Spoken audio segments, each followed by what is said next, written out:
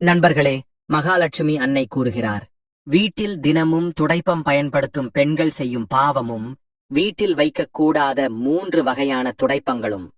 வீட்டில் துடைப்பத்தை முறையாக பயன்படுத்தாவிட்டால் மகாலட்சுமியின் அருள் கிடைக்காமல் அவரது சகோதரி அலட்சுமி தரித்திரத்தின் அம்சம் வீட்டில் குடியேறுவார். துடைப்பம் மகாலட்சுமியின் அடையாளமாக சாஸ்திரங்களில் கருதப்படுகிறது. முறையாக பயன்படுத்தினால் செல்வம் பெருகும், தவறாக பயன்படுத்தினால் வறுமை வந்து சேரும். சாஸ்திரங்களில் துடைப்பம் தொடர்பான நல்ல மற்றும் தீய சகுனங்கள் குறிப்பிடப்பட்டுள்ளன. துடைப்பத்தை சரியான திசையில் சரியான முறையில் வைப்பது மிகவும் முக்கியம். இல்லையெனில் அலட்சுமி வீட்டிற்கு வருவார். இந்த கதையை உண்மையான பக்தியுடன் கேட்டு கருத்துகளில் ஜெய் மகாலட்சுமி என்று எழுதுங்கள். ஒரு காலத்தில் ஒரு பெரும் செல்வந்தர் தனது மனைவியுடன் வாழ்ந்தார். அவர் விஷ்ணு பகவானின் பக்தர். தினமும் துளசிக்கு நீர் ஊற்றி பூஜை செய்வார். அவரது மனைவி நல்லொழுக்கமுள்ள பணிவான பெண்மணி. அவர்களுக்கு செல்வம் சுகம் இருந்தாலும் குழந்தை இல்லாததால் துக்கமடைந்தனர். பல பூஜைகளுக்குப் பிறகு அவர்களுக்கு ஒரு அழகிய பெண் குழந்தை பிறந்தது. அவளுக்கு சுனந்தா என்று பெயர் வைத்தனர். சிவபெருமானின் சோமவார விரதம் மற்றும் பல மன்னதங்களால் பிறந்த அந்த குழந்தையை பெற்றோர் கண்ணின் மணியாக வளர்த்தனர். சுனந்தாவுக்கு எந்த குறையும் இல்லை. அவள் இந்திரனின் அரண்மனையில் பிறந்தவள் போல வளர்ந்தாள். செல்வத்திற்கு ஒரே வாரிசாக சுனந்தா இருந்தாள். ஆனால் பெற்றோரின் அதீத அன்பால் அவள் சோம்பேறியாகவும் பெருமை பிடித்தவளாகவும் கடுமையாக பேசுபவளாகவும் மாறினாள். அவளுக்கு சுத்தம் என்றாலே பிடிக்காது. துடைப்பத்தை ஒருபோதும் தொட்டதில்லை. காலப்போக்கில் அவள் பெற்றோருடனும் முரண்பட்டாள். அவளை சரி செய்ய பெற்றோர் அவளுக்கு திருமணம் செய்ய முடிவு செய்தனர். 16 வயதில் பல செல்வந்த குடும்பங்களிலிருந்து மாப்பிள்ளைகளை அழைத்தார். ஆனால் சுனந்தா அனைவரையும் அவமதித்து சிலர் மீது கூரையிலிருந்து தண்ணீர் ஊற்றி விரட்டினாள். இதனால் ஊர் மக்கள் அவளை பார்த்தா பயந்தனர். பெற்றோரும் கவலையடைந்தனர். ஒரு நாள் காட்டில் தோழிகளுடன் சென்ற சுனந்தா சாந்தனு என்ற ஏழை பிராமண இளைஞனை பார்த்தாள். அவன் அமைதியானவன், அறிவாளி, விஷ்ணு பக்தன், தினமும் துளசிக்கு நீர் ஊற்றி சிவன் கோயிலில் பூஜை செய்பவன். அவனது அழகிலும் அமைதியான இயல்பிலும் கவரப்பட்ட சுனந்தா அவனையே திருமணம் செய்ய விரும்புவதாக பெற்றோரிடம் கூறினாள். மகளின் மகிழ்ச்சிக்காக சாந்தனுவை சந்தித்து அவனுக்கு செல்வம் வழங்கி அவர்களுக்கு திருமணம் செய்து வைத்தார். திருமணத்தின் போது சுனந்தாவின் தாய் அவளுக்கு ஒரு துடைப்பத்தை அளித்து, இதை பத்திரமாக வைத்து வீட்டில் மகாலட்சுமி எப்போதும் இருப்பார் என்றார். ஆனால் சுனந்தா அதை புறக்கணித்து ஒரு ஓரமாக வைத்தாள். பெற்றோர் மகளுக்காக புது வீடு கட்டி சாந்தனுவுக்கு வியாபாரம் தொடங்கி வைத்தார். ஆரம்பத்தில் சுனந்தா மகிழ்ச்சியாக இருந்தாலும் விரைவில் அவளது சோம்பேறித்தனமும் ஆணவமும் வெளிப்பட்டன. வீட்டை சுத்தம் செய்யாமல் பாத்திரங்களை அழுக்காக வைத்து மகாலட்சுமியை அவமதித்தாள். சாந்தனு அவளை அறிவுறுத்திய போது, நான் இதுவரை வேலை செய்யவில்லை, இனியும் செய்ய மாட்டேன், தேவையென்றால் பணியாட்களை அழைப்பேன் என்று கூறினாள். அவளது தாயும் அவளை அறிவுறுத்தினார். ஆனால் சுனந்தா மாறவில்லை. சாந்தனுவின் வியாபாரமும் வீட்டின் எதிர்மறை சூழலால் தோல்வியடையத் தொடங்கியது. ஒரு நாள் சாந்தனு வியாபார வேலையாக வெளியூர் சென்றார். அப்போது சுனந்தாவின் மாமியார் தனது பழைய துடைப்பத்தால் வீட்டை சுத்தம் செய்தார். அவர், துடைப்பத்தில் மகாலட்சுமி வாழ்கிறார், தினமும் துடைப்பது அவளது அருளைப் பெறும் என்று நம்பினார். ஆனால் சுனந்தா தன் தாய் திருமணத்தில் கொடுத்த புதிய துடைப்பத்தை மாமியாரிடம் கொடுத்து, இந்த பழைய துடைப்பத்தை வைத்து ஏன் அவமானப்படுத்துகிறீர்கள் என்று கேலி செய்து பழைய துடைப்பத்தை தூக்கி எறிந்தாள்.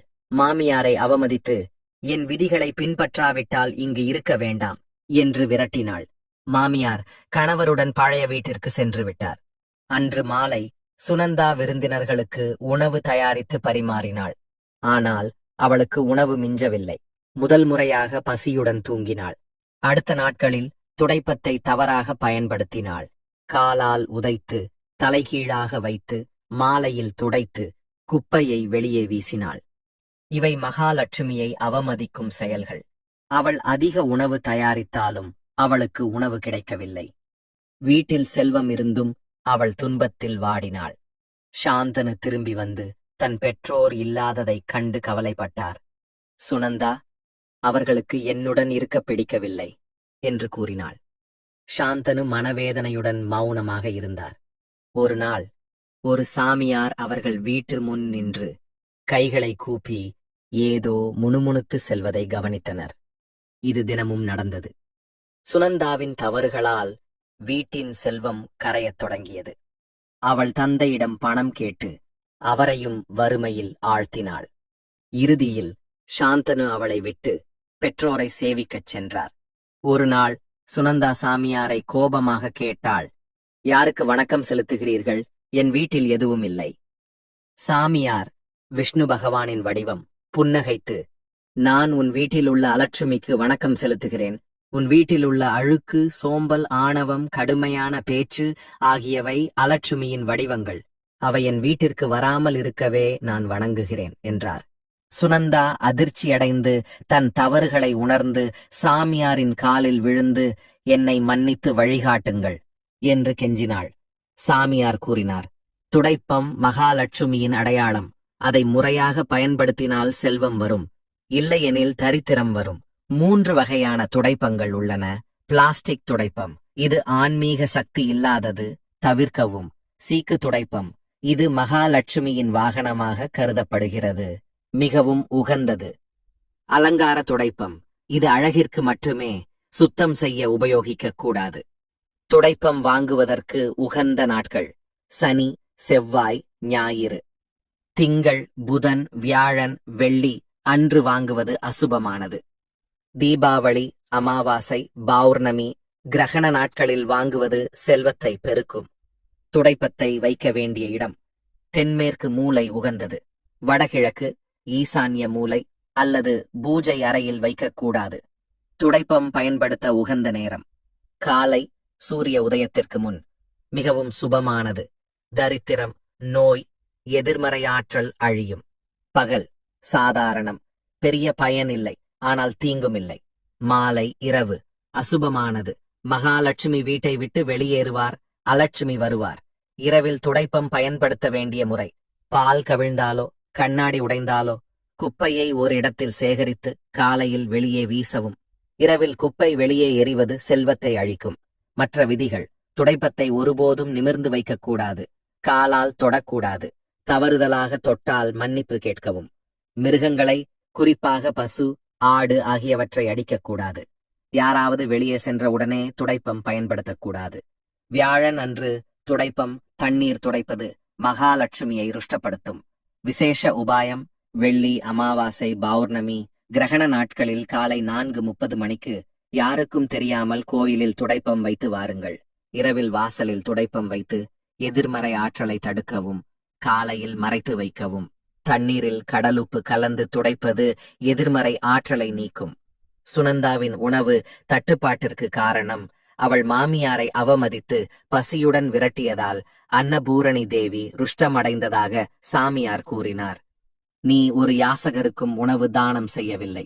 இனி உணவு தயாரிக்கும் முன் அன்னபூரணியை வணங்கு, அவருக்கு படையலிடு.